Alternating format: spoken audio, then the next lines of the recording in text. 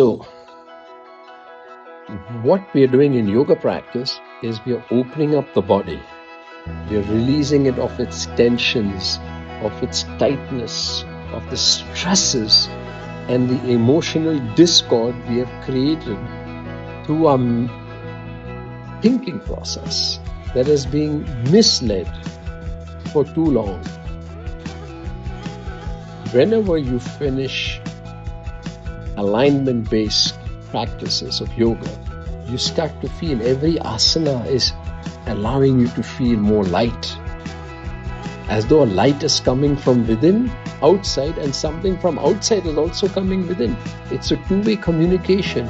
Your eyes feel brighter, your ears feel sharper, your brain feels less foggy and dense. You don't feel so dark.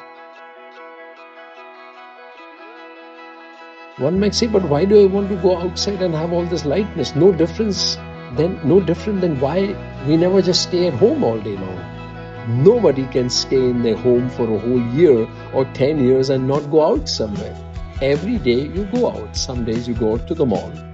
Some days you go to the grocery stores. Some days you go to church. Some days you're with your friends. You're at a dinner. You're going for a bike ride. The great outdoors, school. The list is endless. Work. You're always doing something. Sometimes you're just in your backyard or in your neighbor's house. The point is, the house is a metaphor for your body. Our bodies have become constricted, tense, and we are constantly under this pressure. You can see why people have high blood pressure, why people have anxiety, why people have depression, because we have not learned how to deal with the energy of life flowing freely from an emotional and psychological standpoint.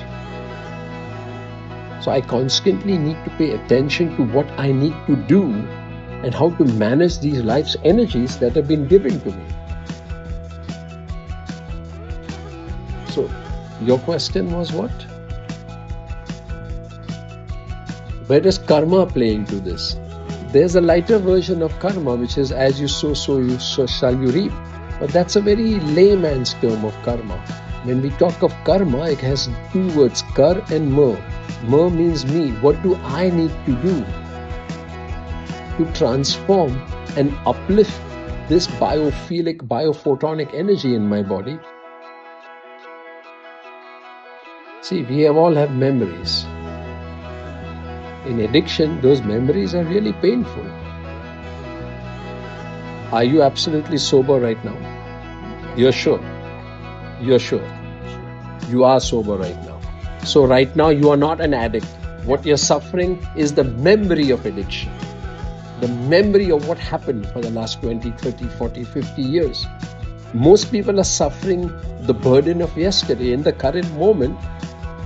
That is not something you need to suffer. Pain is okay.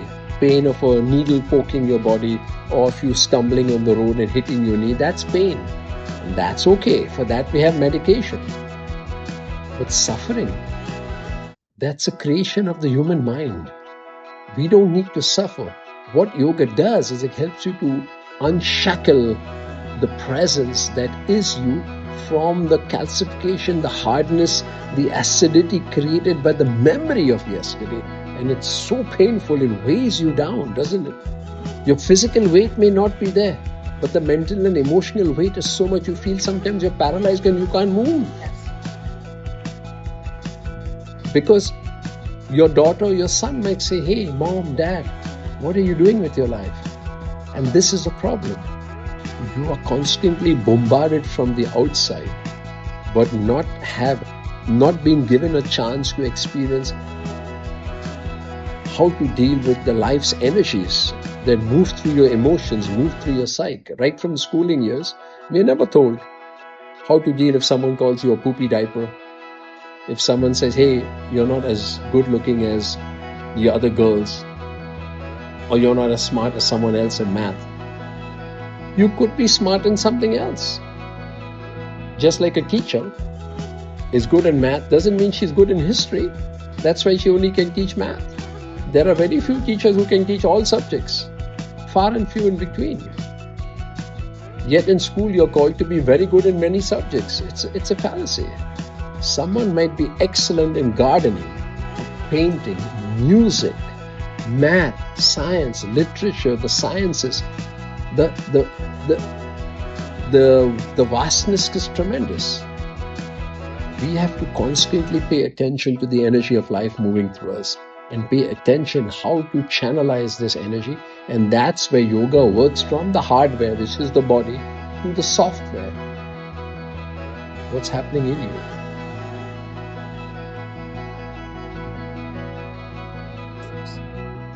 What was your other question? Your other question you asked me, I think, was, so do I just suppress all these feelings? Correct? Right, the bad memories. Correct. That's the worst thing to do. The more you suppress it, the more it grows. Look at all the yards in the United States. 90% of people put toxic chemical spray on all the yards to kill the dandelion and all the weed. And however much you suppress it, it grows back again. You don't do it one season and it's back again.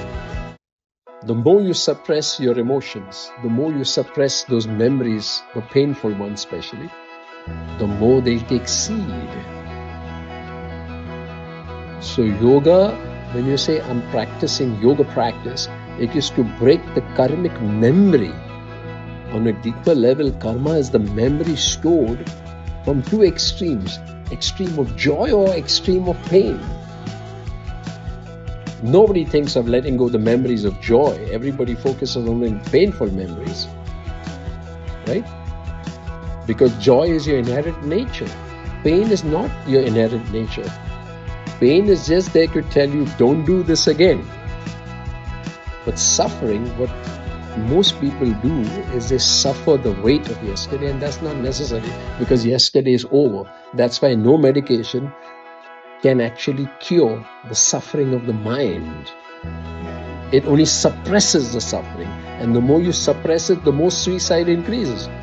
There is an estimate that by 2045, the suicide rate is going to increase almost 20% globally because of the very same thing you're saying. Should I suppress my feelings? Never. Yoga practice gives you an opportunity to release it into the great outdoors. What is God? One way to look at it is the great outdoors. Take your practice, go to some hilltop, catch it at a sunrise, catch at a sunset, and see what happens when you do yoga on the outside. Yes, we have to practice in a center because we need to learn the techniques and the principles of yoga, but eventually we need to live it. So we never perform our yoga. We're striving to connect to the life's energies flowing through us and get in touch with those energies and use those energies to generate more joy for ourselves and everybody around us. There's no perfect human being. We're all striving for it. Start to recognize that thing you're calling pain has to be released, not suppressed. This is beautifully expressed even in the prayer of Gethsemane. The Lord never suppressed that pain. If what he said is true in the Bible, he said, take this chalice of suffering away from me. But let it be by thy will, not mine. So he completely created a vibration called Ishvara Pranidhana, a sense of surrender to the God of his understanding. So what is the God of your understanding? Release it, offer that. Say, I am willing to walk the way, to live the way, to speak and talk in the way. This is the original teachings of Christ for the first 300 years. All those who followed him were called the followers of the way. They were not called Christian. Let's get our facts straight. The Bible came some 300 years later because the Roman emperor wanted to control everybody. The followers of the way, and you just express the way. So God bless you for doing this alignment-based yoga that we teach. It creates tremendous inner fulfillment. That's the single most important element to create Santosh. Is a feeling of thank you, feeling of gratitude. I'm grateful for this gift of life. Grateful for you teaching me. Namaskar. Guiding me.